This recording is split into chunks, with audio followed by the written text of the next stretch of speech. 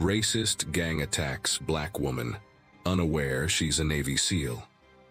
What happens when a group of racist men targets the wrong Black woman, thinking she's an easy victim, only to find out she is a former Navy SEAL? Watch as she fights back, uncovering a shocking truth that leads to community-wide justice against hate. You won't believe how far this story goes.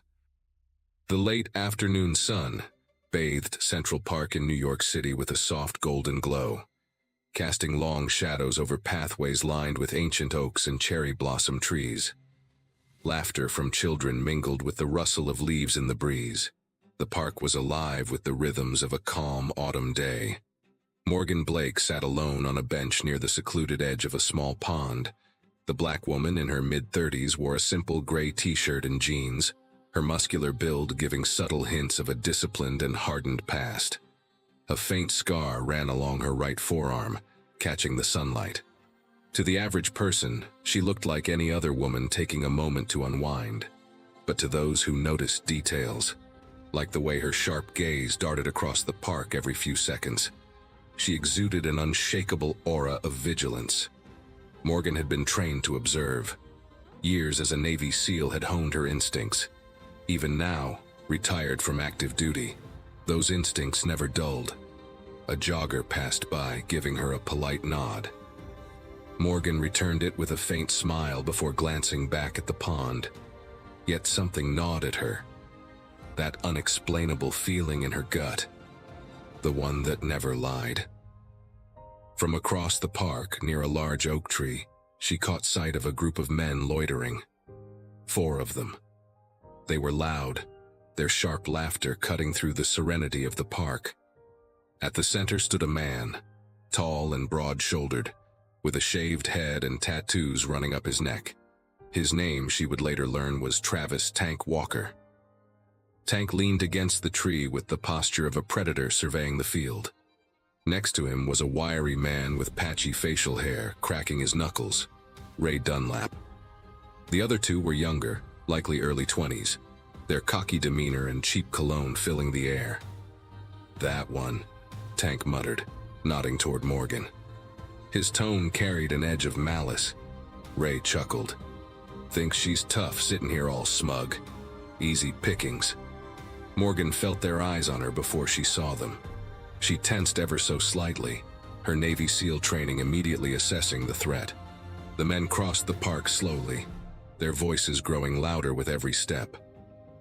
"They're testing me," Morgan thought, her pulse steady, her breathing even. She remained seated, though she subtly adjusted her position to make herself look just vulnerable enough to tempt them further. Tank reached the edge of the path in front of her bench. His boots crunched against the gravel as he came to a stop. "Afternoon, ma'am," Tank said, his voice dripping with mock politeness. "Mighty nice day to be sitting all alone, don't you think?" Morgan looked up slowly, her face calm but her eyes piercing. "It was. What do you want?" Ray grinned, his yellowed teeth showing. "Just being friendly, lady. You got something against us stopping to say hi?" The younger men flanked Tank, their postures predatory. One of them sneered. "Bet she thinks she's too good for us." Morgan's jaw tightened, though her voice remained level. "Walk away, while you still can." The men laughed, their mocking tones echoing through the clearing. "You hear that, boys?" Tank sneered. "She thinks she's calling the shots. Lady, you don't know how this works." He gestured at the leather bag beside her. "Why don't you be polite and hand that over?" Morgan slowly stood, rising to her full height. Though shorter than Tank, she moved with a lethal confidence that made the men hesitate. "You don't want to do this," she warned. Tank's smile faltered, replaced with anger. "You got a mouth on you." Ray stepped forward, his hand reaching for her bag. "I'll shut it for you." It happened in a blur. Morgan's hand shot out, grabbing Ray's wrist and twisting it sharply.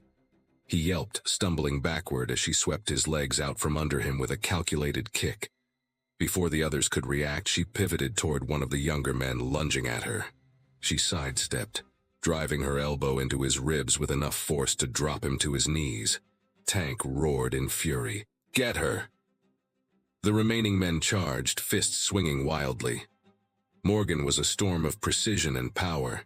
She blocked punches with expert ease, her movements fluid and practiced. One of the men swung a tree branch like a bat, but Morgan ducked, grabbed the weapon, and cracked it across his knees. He howled in pain, collapsing to the ground. Tank was the last to move. His massive frame barreled toward her like a freight train, fists raised. Morgan waited, her breathing controlled, her focus sharp.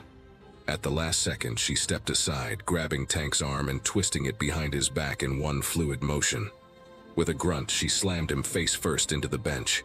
Tank groaned, pinned under her weight. You think you've won?" He spat, his voice muffled. Morgan leaned close, her voice cold as steel. "This ends here." The faint wail of sirens pierced the air, growing louder with each passing second. A park jogger had witnessed the attack and called 911. The flashing red and blue lights of NYPD squad cars lit up the clearing. Morgan released Tank, stepping back with measured calm as officers stormed the scene. 2 months after the incident in Central Park, Morgan sat across from Detective Reyes in the precinct's briefing room. The walls were lined with evidence linking Tank's gang to a web of hate crimes orchestrated by Paul Hendricks. Hendricks had been sentenced to 25 years in federal prison. "We couldn't have done it without you, Morgan," Reyes said, sliding a thick case file toward her. "Tank's testimony and your courage exposed everything." Morgan flipped through the file, her expression unreadable. "It's not over until every victim gets justice." Reyes hesitated before nodding. "You're right, but there's more. One of the younger men from Tank's crew, Chris, wants to talk to you." Morgan's brow furrowed. "Why?" "He says you saved his life that day. He's been cooperating and he's turning things around. He asked if you'd mentor him." Morgan blinked, surprised. "Mentor him?" Reyes nodded. "Sometimes redemption comes in unexpected ways." Later that day, Morgan met Chris at a local community center. The once cocky young man now sat nervously, his posture unsure. "Why me?" Morgan asked bluntly. Chris looked up, his voice small but sincere. "Because you didn't just fight us. You showed me what strength really looks like. I want to be better.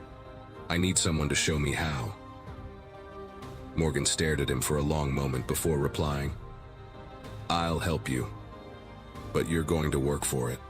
Understand?" Chris nodded, determination in his eyes. "I won't let you down." Morgan stood, extending a hand. "Then let's get started." As the sun set over the city skyline, Morgan felt something she hadn't in years. Hope. Justice had been served, but redemption had begun. The fight wasn't over, but for the first time, she believed it could be won.